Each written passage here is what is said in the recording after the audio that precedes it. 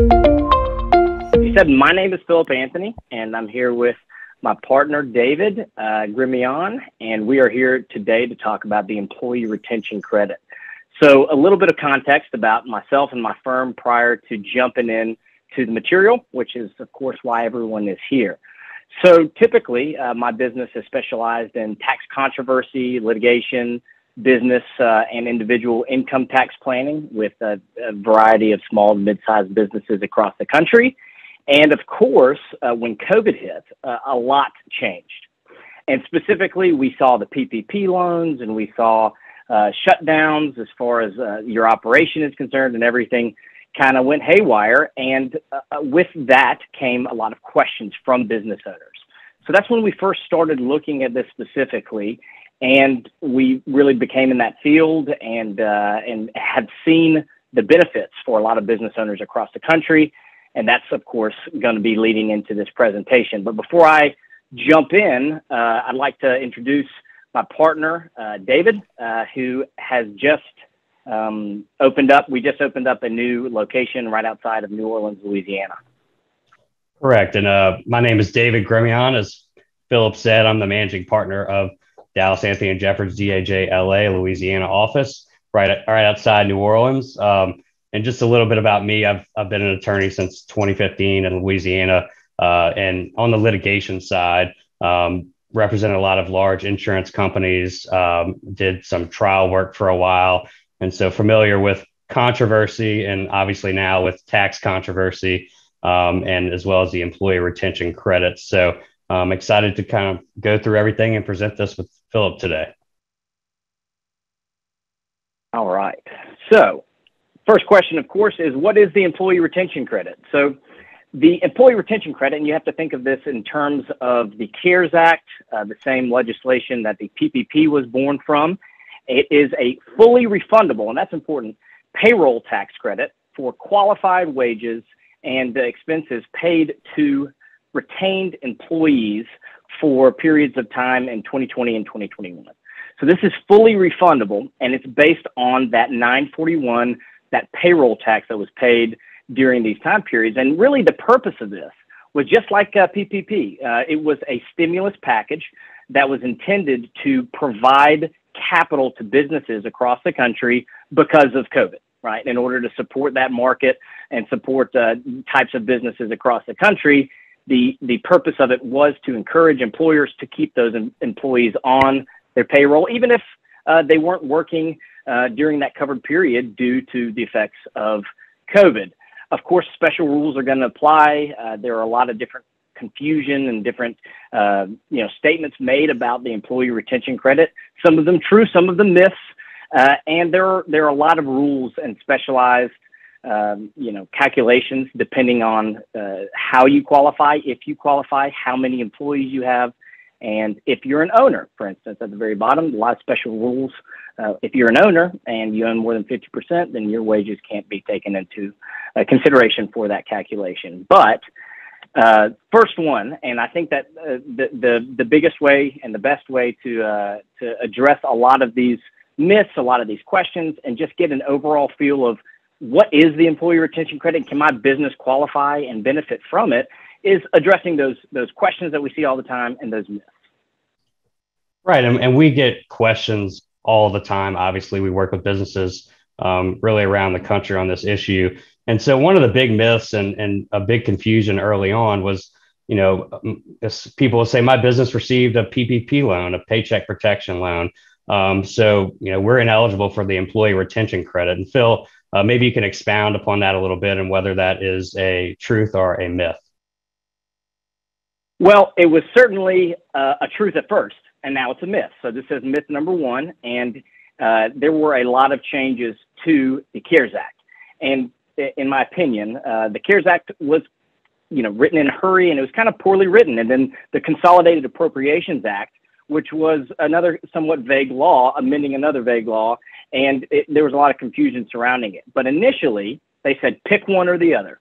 Have that PPP loan and enjoy the benefits of that PPP loan, or you can apply and have the employee retention credit.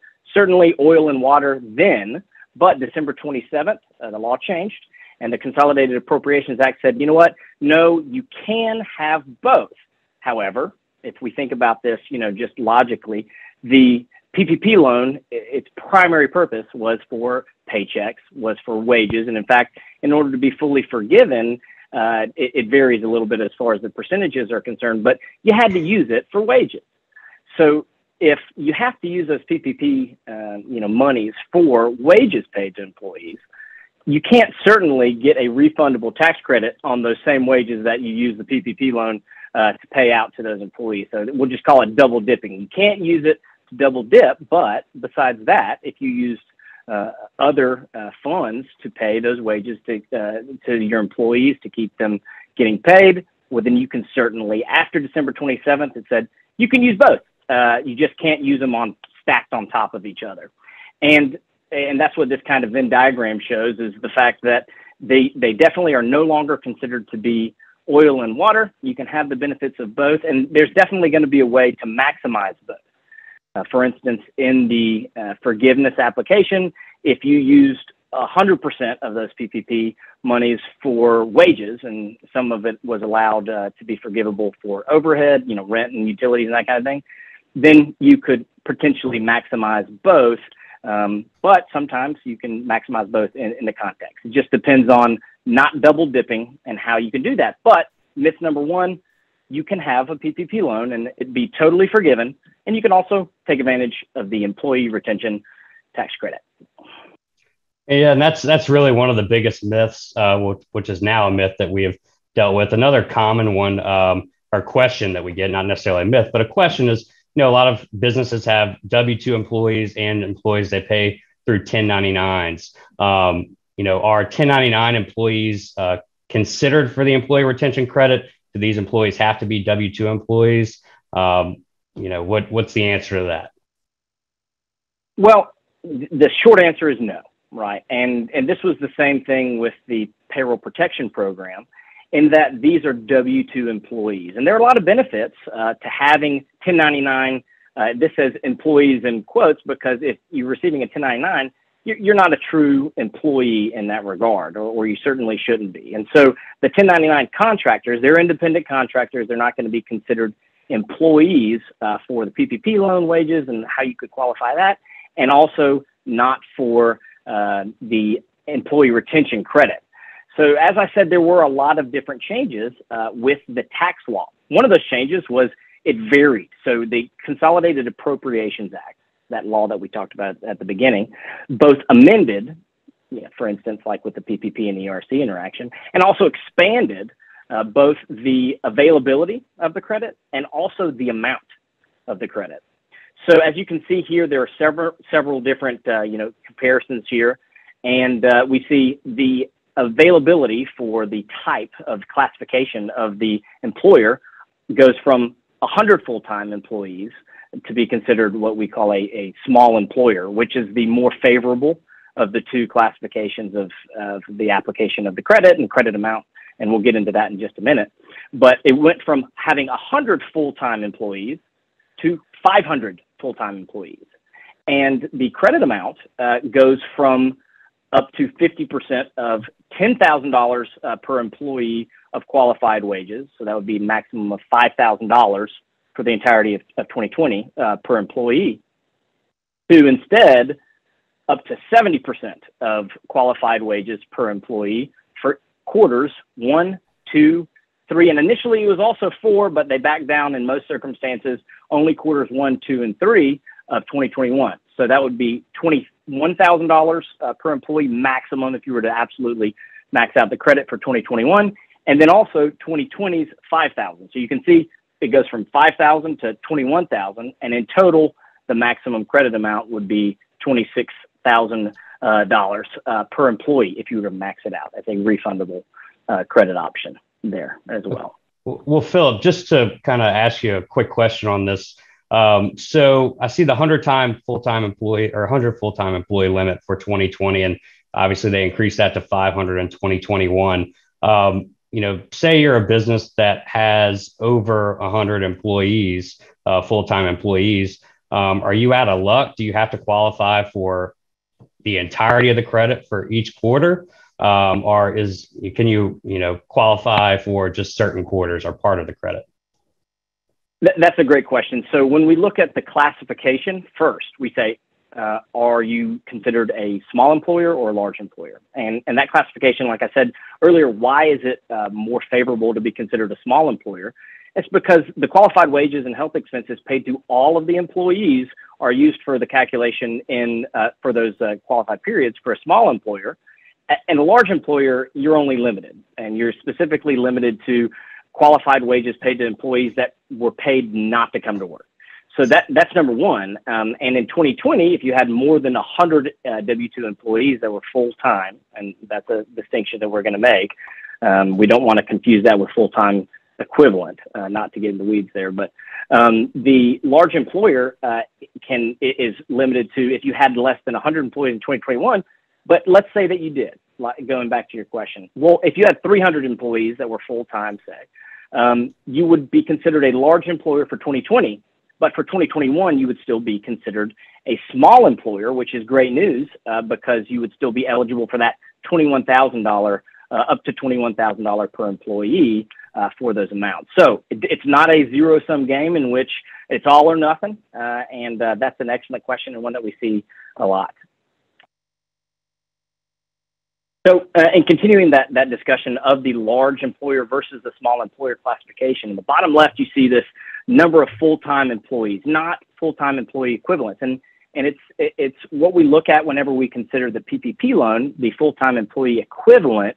By that, we mean a bunch of small-time employees, and we aggregate their hours worked, and it essentially is equivalent to one full-time employee. And I'm going to see what that really means. And specifically, a full-time employee would be an employee that has more than 30 hours of service a week on average, or 130 hours of service in that month. So when we look at that, we're not taking several employees and bunching them up and saying, okay, well, these 5 employees have the hours of one, so that's one full-time employee. Although this credit amount is applied and the calculation is applied to all employees, whether they are full or part-time, we have to see in determining whether or not they're a small employer or a large employer, we see how many true full-time employees do they have, and based on that number, we will make that determination. Gotcha. Well, what if my business didn't have a decline in gross receipts during the pandemic? Does that mean that I can't qualify? Do I have to be able to show a decrease in gross receipts to be eligible for the employee retention credit? This certainly could be one of the most often asked and misunderstood areas of the employee retention credit. With the PPP loans, which there was PPP 1 and PPP 2, the second one required that. There was no or. There was no second option as far as qualifying for the second forgivable PPP loan. You had to experience for the PPP loans a decline of 25% of gross receipts compared to a prior year.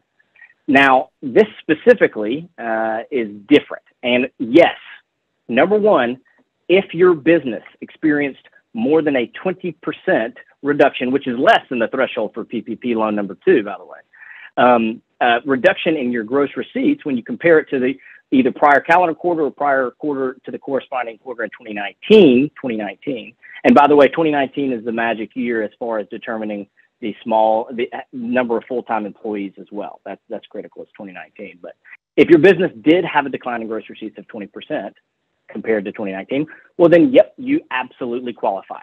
That is one way that you qualify. But the most misunderstood thing is that there is an or in the law. And that or is a very, very different conjunction than and. It's not you have to experience both a decline in gross receipts and part 2 of the test. It's either if you experience one of these two things, if you meet number 1 or number 2, you for certain periods, and we'll get into exactly the extent that you may qualify, you could qualify as an eligible employer for the employee retention credit. So number 1, decline in gross receipts. Number 2, if your operations of your business are fully or partially suspended during the calendar quarter due to orders from an appropriate governmental authority limiting commerce, travel, or group meetings for commercial, social, religious, or other purposes due to COVID-19. Right, so that's what the actual law says, and that's so broad.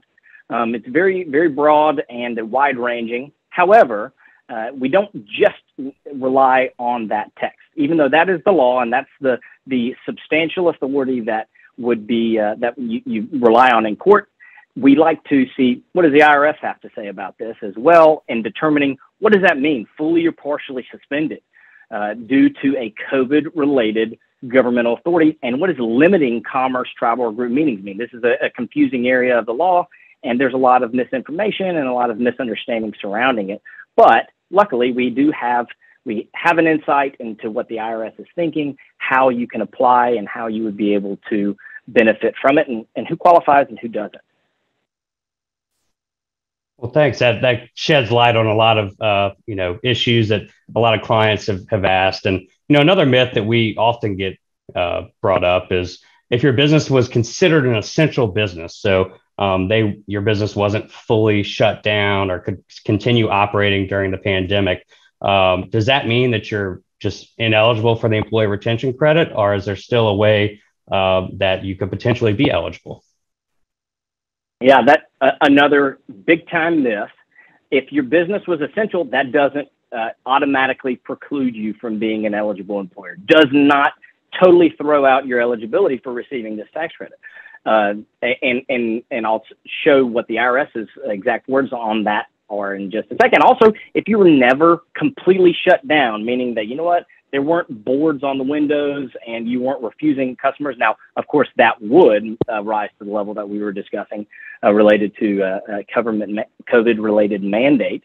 But essential businesses, let's see what the IRS says. So, and this is from IRS Notice 2021-20, says that the operation of a trade or business is partially suspended if an appropriate governmental authority imposes restrictions on the employer's operations by limiting commerce, travel, or group meetings, like we just saw, due to COVID-19, such that the employer can continue some, but not all of its typical operations. Still pretty vague, but how it's broken down in the frequently asked questions by the IRS are, three major categories. And we can kind of see here this to the right, and I believe that it's going to impact a lot of various construction businesses, and a lot of healthcare businesses, and businesses of every type of industry. Number one, unable to procure critical goods or materials due to COVID supply chain issues, and specifically that says if you were unable to procure those because your supplier was also suspended, their operations were suspended, you couldn't get those critical goods. That's a big one, and it's very facts and circumstances specific. There are a lot of companies and businesses that have popped up that are not tax professionals. They just do this, and then they come and they go, and that's the way it is. And they say absolutely in every situation people will qualify, and that's a myth too. That not absolutely everyone qualifies. You need somebody who understands this law and can navigate the intricacies of it in order to determine whether or not you would be considered fully or partially suspended. So that's number one. Number two, physical distancing requirements that limit your customer or your client capacity. Maybe not as in particular impacting the construction industry as much, but it can certainly, if you were limited by your employees to, certain operations were cut down, you couldn't have the men and women needed on that job site because of a mandate. Well, then part of it could be considered suspended. And then number three, the 10%. A lot of people have heard 10%, 10%. Where does that come from? Well, 10% or more of your business's operations or services were limited or suspended. And we're going to get into that here in just a little bit. Can you go into just the supply chain issues a little bit? I mean, how what does the IRS say, or how does that impact the ERC? Yeah, well, the IRS, again, from Notice 2021-20, say if the facts and circumstances, and that's so huge, the facts and circumstances indicate that the business's operations are fully or partially suspended as a result of the inability to obtain critical goods or materials from their supplier because they were required to suspend operations, then the business could be considered an eligible employer for those calendar years. And so whenever we look at the employer being considered to have a full or partial suspension, it says if the business and its suppliers are unable to make deliveries, if those supply chain issues have been so severe that perhaps your business is so centric around aluminum And in no way were you able to get aluminum because of these COVID-related government orders. That would be, and that takes up more than 10% of your business's operations, and we'll get into that a little bit. But if you couldn't do it, you were unable to procure these critical goods or materials, then you could be under the facts and circumstances that are specific to you, of course, and your business, you could be considered partially suspended. Okay, when obviously and we see we're a here. lot of, examples that David's going to talk about as far as what ways have we seen, construction industry businesses be impacted, right? Correct, and we've got plenty of clients that are in construction industry, manufacturing, et cetera, and some of the common ways that we see and that you may have experienced with your businesses, reduced crew sizes due to social distancing. So, if there were mandates or government mandates where you couldn't have as many people or employees on the job due to social distancing, mandatory OSHA restrictions that force modifications of your operation. That's another one that we see often. Suspended projects or a few lost projects. So, if there was a shutdown of any jobs, or if you, potentially couldn't get critical goods and materials, and you lost out on a job, that can be considered. If your operating hours were affected at all by these COVID mandates or mandatory curfews or things like that we saw in some states at the time. Mandatory job site access restrictions is another one, and permitting issues. A lot of governments, local governments, and all were shut down. If you couldn't get these permits for your jobs or weren't able to go through that process due to government orders and COVID-related mandates, that's something else that can be explored. Supply chain issues. I know Philip went through that a little bit more in depth earlier, but that's, again, another one. If you can't obtain critical goods and materials, if you had to close your office, if you actually did, shut down fully or partially, or you couldn't have clients into your office, or couldn't go and necessarily go to other clients' businesses, things of that nature, where you couldn't acquire new business, inability to attend trade shows, conventions, other meetings, again, where you would potentially get new business from. And you can also qualify under the gross receipts or the nominal business impact test that we discussed earlier. So again, you didn't have to have a reduction in gross receipts to necessarily qualify for the ERTC. Now, if you did, and it was within that threat, or a loss met that threshold, then obviously that could be qualification there. But also, again, it's an or, not an and. So it could be through the nominal impact test. And it's just important to note that all of this that we're going through is the law and things that we've seen, but really every business it's a fact intensive inquiry to how your business was affected and impacted by these COVID related mandates. And you should all speak to either a tax attorney or a professional just to determine your options.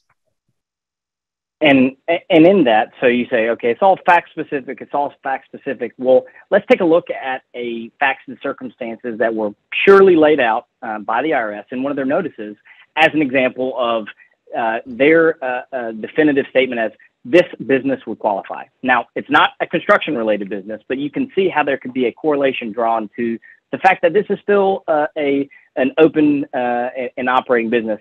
And it still would be considered partially suspended.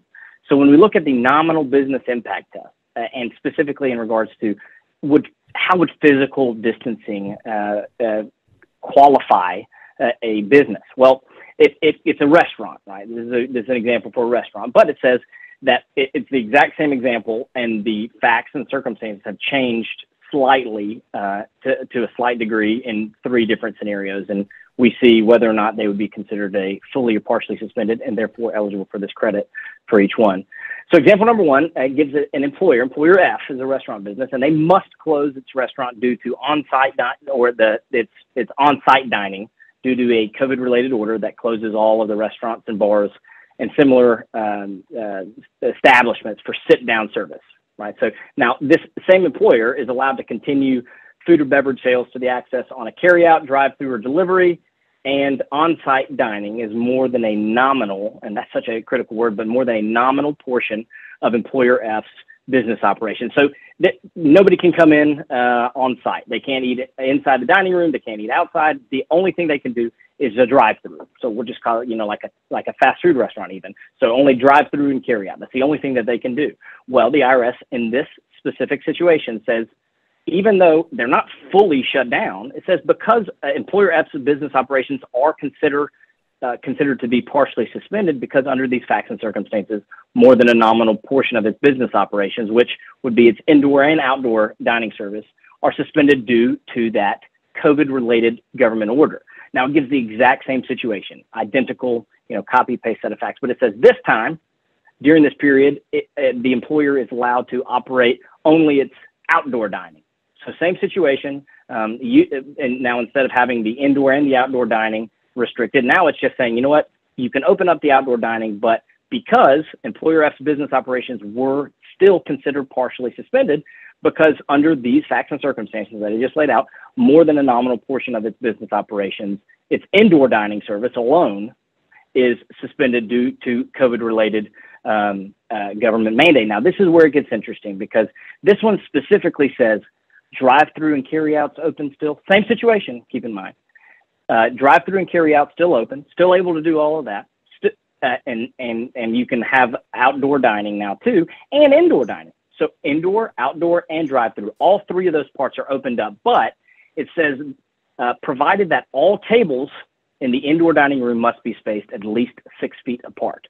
So the spacing constraint has more than a nominal effect on employer F's operations. These are not my words. These are the IRS's words. And it says during this period, even though employer F resumed all categories of its business operations, they will be considered partially suspended because under these facts and circumstances that were provided, the government order restricted its indoor dining service, and that has more than a nominal effect on its business operations. So what is a nominal impact? What is the nominal effect? So the number that they give that we kind of looked at in the third point earlier is 10%. Specifically, this is what the IRS says, solely for purposes of the employee retention credit, a portion of employer's business operations will be deemed to constitute more than a nominal portion of its business operations, which is interesting because if I were to pull Black's Law Dictionary out, what does nominal mean, right? The literal definition is in name only, and nominal damages, perhaps, if you looked at different, if you were be awarded nominal damages, it's not a lot. It's just $1 or $100. It's kind of just, as a matter of fact, you were impacted, but the IRS considers it to be more than 10%. So that's what we're going to use, and that's what we apply for all of our clients. And so it says nominal portion of business operations, meaning if your operations of your business were suspended in no less than 10% of the total gross receipts. So in the prior example, more than 10% of perhaps the gross receipts from that restaurant came from indoor dining, or the hours of service performed by employees or more than 10% of the total number of hours of service by the other employees. So in the prior example, those employees spent more than 10% of their hours that they worked in the indoor dining service. And the fact that those restrictions hindered more than each of those 10% of their total gross receipts or 10% of the total number of hours, well, that would say that's more than a nominal portion of your business, which is good news for a lot of business owners because that opens up a lot of qualifications if your operations were hindered in either gross receipts in that area of the business and that type of service or good that you're doing. Say that you do a lot of different contractors and different types of jobs, and you couldn't do roofing jobs for a specific period of time, and roofing jobs constituted more than 10% of your gross receipts. Well, then that would be deemed more than likely be deemed more than a 10% portion of your business operation. So very fact specific, but 10%. That's kind of the magic number as applied to both of those items as well. Another one we get to, Phil, and I know we're getting close on time here, but a lot of people own multiple businesses. How does that impact their ERC eligibility? Great question. We're just going to touch on it super quickly. It's the aggregation rule. So when you look at different entities, depending on the ownership, of course, we look at a lot of these different items. It's going to determine whether or not they could be kind of morphed into one in the sense of they could have, are they going to be considered a small employer or a large employer? If they have multiple businesses, the total number of employees, depending on the ownership, it'd be considered a control group rule or affiliated service group rule, and that can be morphed into one. So that's important, and you need somebody who understands these rules, whether or not one business, which could be unrelated to the other, would be considered partially or fully suspended, which could qualify you under part number 2 of the test, declining gross receipts, and then also, of course, the maximum credit amount. These are all things that are determinative of whether or not they are affiliated companies, and the aggregation rules are going to certainly apply. Certainly look out for them as they are important. Gotcha. And it seems like you really need a tax professional to look at this kind of stuff. And another myth is if you started your business in 2020 or 2021 during the pandemic, does that just mean that you're ineligible? No, just does not mean that you're ineligible just from start to finish. However, it can certainly limit it. This is kind of a smaller section, but there are a lot of different qualifications that you can do. It doesn't totally throw that out. Matter of fact, it's essentially the only time that Q4 of 2021 gets brought into this. There were restrictions on you had to have gross receipts less than $1 million, and the credit amounts for quarters 3 and 4 can't exceed $50,000. But you don't have to meet the other 2 tests as far as qualifying a normal employer. So again, just a really very small area that affects a lot of businesses, but that can show you need somebody to navigate those waters because they are complicated and they are very fact specific. So this is our contact information. We have this QR code. If you have questions specifically about your facts and circumstances of your business, scan that QR code, fill out the form. We're more than happy to talk to you, go over your facts and circumstances, and be able to see, okay, does your business qualify? Is this something that your business can take advantage of? Because it's helped a lot of businesses and across this country. Right. And we want to thank everybody for being here today. I know there were some questions here in the chat, and I think we're kind of running out of time. But again, if you go to that QR code and call us, email us, we'd be happy to set up a meeting and discuss your business specifically. And, I did see one thing as well earlier. A lot of people have talked to their CPAs, and their CPA, our tax accountants, et cetera, may have said you don't qualify. And, that could be correct, but it's also something that you may want to explore, talk to another tax professional, get a second opinion, that sort of thing. Because if this is something that can benefit your business, it's worth looking into. But I want to thank Level Set Procore for having us here today. Thank Philip, obviously, as well, being presenting here with us today. And we thank everybody for coming. And, again, if you have questions, feel free to reach out to us.